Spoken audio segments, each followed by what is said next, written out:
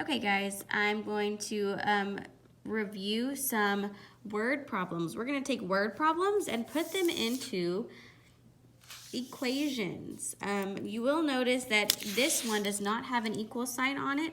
It has an inequality symbol, which definitely takes the place of an equal sign. It just means that something is a little bit bigger than the other, or allowed to be bigger than the other.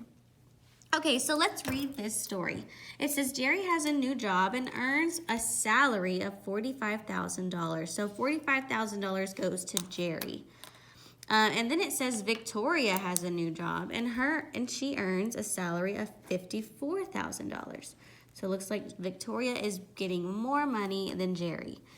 Jerry will receive a salary increase of $25,000 per year, which sounds nice. Let me put that in a red, just because I put Jerry's original number in red. I also want you to know that the word per means that this is going up by 2,500 every single year, which the way we do that is by multiplying how many years. That's how we figure out how much money he's getting.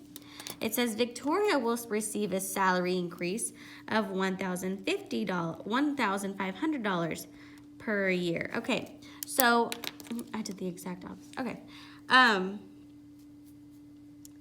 So originally Jerry earned less money than Victoria, but Jerry's increase is larger than Victoria's. So because that is happening, eventually their numbers are going to meet, their salaries are going to meet. It says which equation can be used to find X, the number of years it would take Jerry to earn the same salary as Victoria. So let's write some things down that we know about Jerry. Now a lot of these are able to be kind of seen without having to do much math. And we just need to make sure that we stay organized and put all of Jerry's numbers with Jerry and all of Victoria's numbers with Victoria. Jerry earned $45,000 a year. That was his salary. That means that's the amount of money he makes no matter what.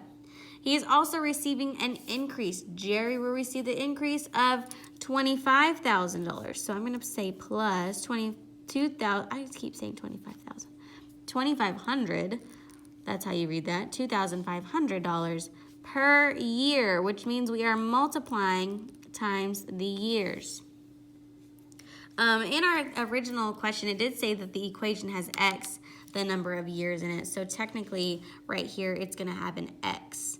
And then Victoria's was the same thing, except it was $54,000 was her original salary, with an increase, and I'm putting a plus to represent an increase of $1,500 per year. So I remember that I'm multiplying times the X. So let's go find one of our equations that says this. So this one says $45,000 X plus $2,500 X. Now the thing is, he was multiplying that times every year. Which means that, my phone is ringing, guys. I'm sorry. I'm going to ignore it for just a second. So let's go look for $45,000 plus this. And then it looks like we have the X with the right numbers and the right numbers together. So H is our answer. Okay.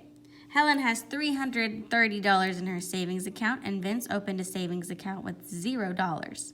So Helen has something in her savings, and looks like Vince does not. He has 0. Helen deposited $30 to her savings account, or to her account for every week for we don't know how many weeks. That's why it's called X weeks. And Vince deposited $50. So he started with less, but he's adding more. The accounts do not earn interest. That means no other extra money is given to the accounts. It says which inequality represents the situation when the amount of money in Helen's bank account is greater than the amount of money in Vince's bank account. So let's kind of write out our stuff here and keep everything organized. Make sure we have Helen's numbers with Helen and Vince's numbers with Vince. So Vince, remember, he starts out with $0. All he does is put $50 per week. And I put parentheses to kind of represent multiplication. Helen, however, started with $330 and then adds $30 per week. And I put the plus symbol to represent, I put the plus symbol because I'm representing adding that amount of dollars in every week. Which means that I have my numbers set because all I needed to do was change these out with an X. The only thing I need to know is this symbol right here. Looks like they probably have the 50X, the 33.30, or 33 plus 30X. That's how they have it set up. So this is the wrong answer and that is the wrong answer simply because they put the $50 per week with Helen's amount of money. They put Vince's amount of money he's saving with her original amount, which does not go together. So we're looking at these two. All we need to figure out is which symbol goes with what. It said that Helen's account was greater than the amount in Vincent's account. So remember, whenever we have a greater than sign like that, it faces whichever way is the biggest number, kind of like the alligator mouth like people used to tell us. It is eating the larger number. So this alligator mouth needs to be facing Helen's numbers.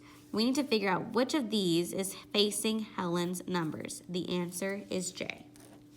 That is facing Helen's numbers. It does not look exactly like ours, but that's not what I'm looking for. I'm looking for the open end of this greater than symbol to find the actual numbers that I needed it to.